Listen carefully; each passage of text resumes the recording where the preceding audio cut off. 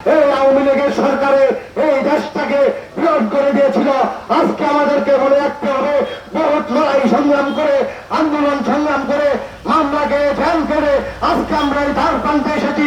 আজকে সেই দিকে লক্ষ্য রাখতে হবে। দেশনেত্রী বেগম খালেদা জিয়াকে হাতকে শক্তিশালী করতে হবে। আমাদের ঈশ্বরগঞ্জের কোন বিকল্প নেই।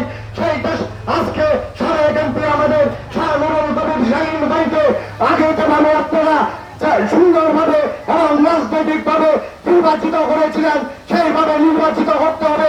এবং শাহীন ভাই যখন ঈশ্বরগঞ্জের এমপি ছিলেন তখন আপনারা দেখেছেন যে শাহীন ভাই যা বলেছে তাই করেছে, এবং তিনি একটা নীতি নিয়ে চলেন, সেটা হলো অবৈধ কোনো বুঝে পথ হইবেন না এবং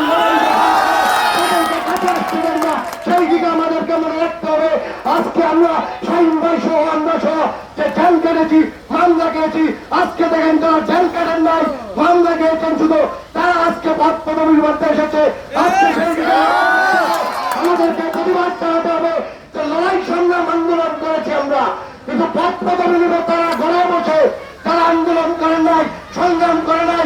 বেগম খালেদা জিয়া আজকে যেভাবে যেই দেশে নির্যাতন হয়েছেন, সেই নির্যাতনের পরিপ্রেক্ষিতে আমরা ছিলাম রাজপথে, শাহীন ভাই ছিল রাজপথে, সেই রাজপথে আন্দোলন সংগ্রাম করে আজকের এই ফসল এসেছে। সেই দিকে লক্ষ্য রাখতে হবে। আরেকটা জিনিস আমি বলতে চাই, শাহীন ভাই যখন 5 বছর এমপি ছিলেন, আপনারা ওনাকে ভালো করেছিলেন।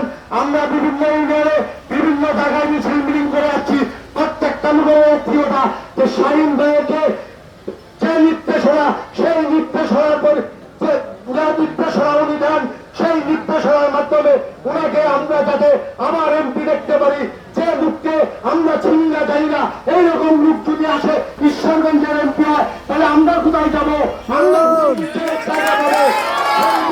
সকলকে লক্ষ্য রাখতে হবে। এবং ঈশ্বরগঞ্জের জনসাধারণ একটি কথাই বলে যে শাহীন ভাই এমপি হলে ঈশ্বরগঞ্জের সকল জনগণ সহ রাজনৈতিক নেতৃবৃন্দ সহ সুস্থ সুন্দরভাবে বসবাস করতে পারবে, সুস্থ সুন্দরভাবে থাকতে পারবে, নির্বেদন নিশ্চিন্তায় থাকতে পারবে। এবং সেই ঈশ্বরগঞ্জের এমপি হলে ঈশ্বরগঞ্জে কোনো ছাড়াবাস থাকবে না, সন্ত্রাসী থাকবে না, কাজ চলবে না। এটা আমরা পরীক্ষিত আমরা। তার কারণে সবাইকে এই দিকে লক্ষ্য রাখতে হবে।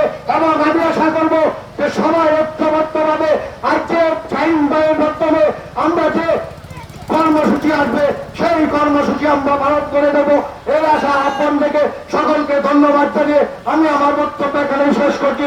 খোদা হাফেজ। বাংলাদেশ জিন্দাবাদ, বাংলাদেশ জাতীয়তাবাদী যুব দল জিন্দাবাদ। সকলকে ধন্যবাদ।